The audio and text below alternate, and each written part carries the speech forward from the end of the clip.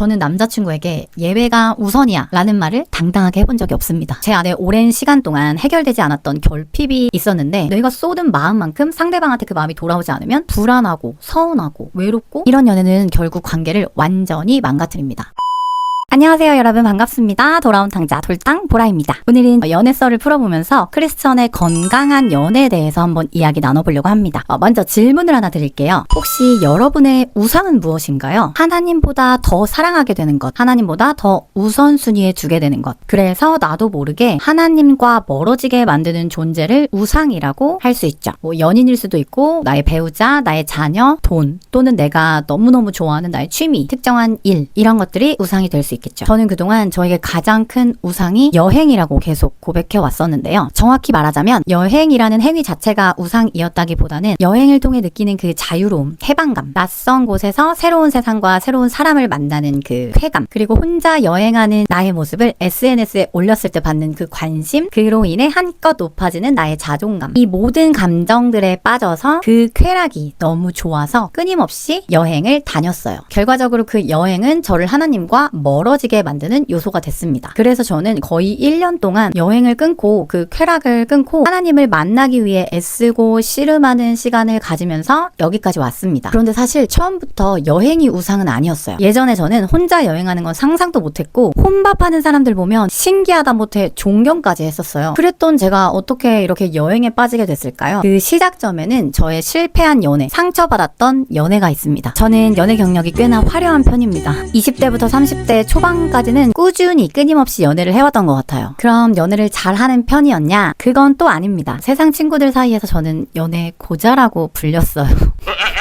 그런 말을 들을 만도 했던 게 저는 연애를 하면 무조건 올인이었어요. 대부분의 연애를 간이고 쓸개고 다 내어줄 것처럼 했습니다. 만남의 시작은 상대방이 저한테 목매는 상황으로 시작을 했었는데 만남을 조금 지속하다 보면 제가 상대방한테 목매는 상황으로 바뀌게 됐어요. 사실 저는 연애를 하면 교회, 나의 일, 나의 취미, 내가 만나던 친구들, 이 모든 것들을 다 제껴두고 남자친구의 일정이 제 삶의 기준이 되는 연애를 했습니다. 나쁜 남자도 꽤 많이 만났어요. 바람을 피거나 엄청 큰 거짓말을 해서 이별하게 되는 경우가 적지 않았습니다. 그래서 주변에서 저한테 너는 왜 쓰레기만 골라서 만나냐, 네가 무슨 쓰레기 수거하는 쓰레기 차냐, 나쁜 남자한테만 끌리는 이유가 도대체 뭐냐, 이런 질문을 많이 했었는데 사실 제가 나쁜 남자한테 끌렸다기보다는 제 안에 오랜 시간 동안 해결되지 않았던 결핍이 있었는데 이 결핍이 있는 사람들은 외로움을 참 많이 탑니다. 그러다 보니까 늘 외로워서 신중하지 못한 급한 만남을 시작했던 것 같아요. 그리고 사실 나쁜 남자들이 요게 너무 좋아서 외로움 잘 타는 여자들은 금방 마음을 뺏깁니다. 조심해야 돼.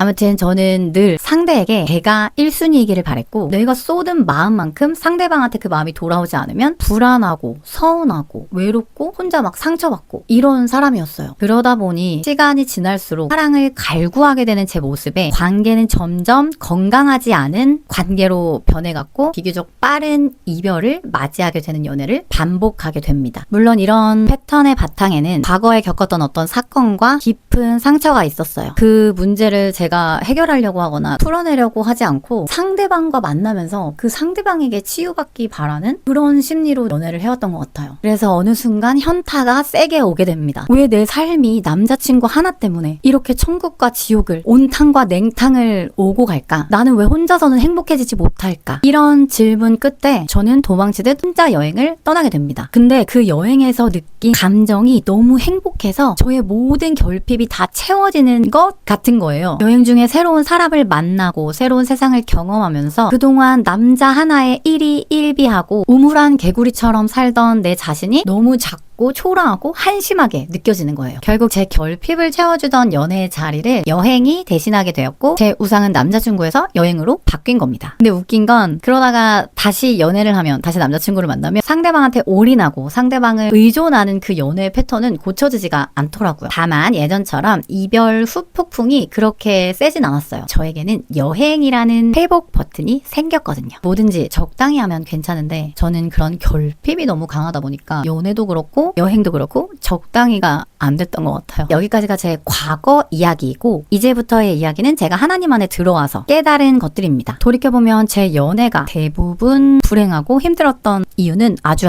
명확했습니다. 첫째, 과거의 상처와 결핍을 해결하지 않은 채 그것을 상대방에게서 치유받고 채우려고 했다는 거. 둘째, 하나님이 계셔야 할 자리에 연인을 올려놓고 살았다는 거. 연애할 때는 남자친구였고 연애가 끝나면 여행이었고 모양만 바뀌었을 뿐 제 삶의 중심에는 항상 하나님 외에 다른 것이 있었습니다. 그게 아까 말했던 우상이죠. 일단 상처와 결핍의 문제는 절대로 연애를 통해서 해결할 수 없습니다. 반드시 하나님과의 관계 안에서 먼저 다뤄줘야 합니다. 아무리 좋은 사람을 만나도 그 사람이 평생 내 결핍을 채워주고 내 상처를 치유해줄 수는 없어요. 상대방도 사람이에요. 언젠가는 지치게 돼 있습니다. 그래서 우리는 상대방을 붙잡아서 채우려는 연애가 아니라 이미 하나님 안에서 채워진 상태로 만남을 시작할 때 행복하고 건강한 연애를 할 수 있게 되는 거예요. 밑빠진 독에 상대방의 사랑을 그냥 계속 주구장창 부어주더라도 이게 계속 새잖아요. 채워질 수가 없는 거잖아. 그렇기 때문에 우리는 하나님 안에서 그 깨진 독을 완전히 교체받아야 상대방이 주는 사랑을 내 안에 이렇게 온전히 채울 수 있게 되는 거예요. 나를 사랑해줘. 나를 1순위에 둬줘. 내 불안을 네가 해결해줘. 이건 사랑이라기보다는 상대방에게 내 인생의 짐을 맡기는 것에 가깝습니다. 이런 연애는 결국 관계를 완전히 망가뜨립니다. 제가 산 증인입니다. 그리고 크리스천의 연애는 하나님의 자리에 연인을 올려놓지 않는 것에서부터 시작되어야 합니다. 하나님이 1순위가 아닌 상태에서는 관계가 흔들릴 때마다 인생의 송두리째 막 흔들려요. 그러니까 외롭다는 이유만으로 작은 감정 때문에 서둘러서 급하게 연애를 시작하지 마세요. 내 마음의 상태가 어떤지, 내 중심에 지금 무엇이 있는지, 하나님과 나의 관계는 지금 어떤지 이런 것들을 먼저 점검한 뒤에 그리고 내 안에 있는 어떤 문제, 내 상처, 내 결핍을 해결한 후에 만남을 시작해야 행복한 연애를 할 수 있습니다. 저는 남자친구에게 예외가 우선이야 라는 말을 당당하게 해본 적이 없습니다. 하나님을 믿는다는 모태 신앙이니 하나님보다 남자친구를 더 높은 자리에 두고 그 사람에게 휘둘리고 그 사람과의 만남 때문에 하나님과 더 멀어지고 죄와는 더 가까워지고 이게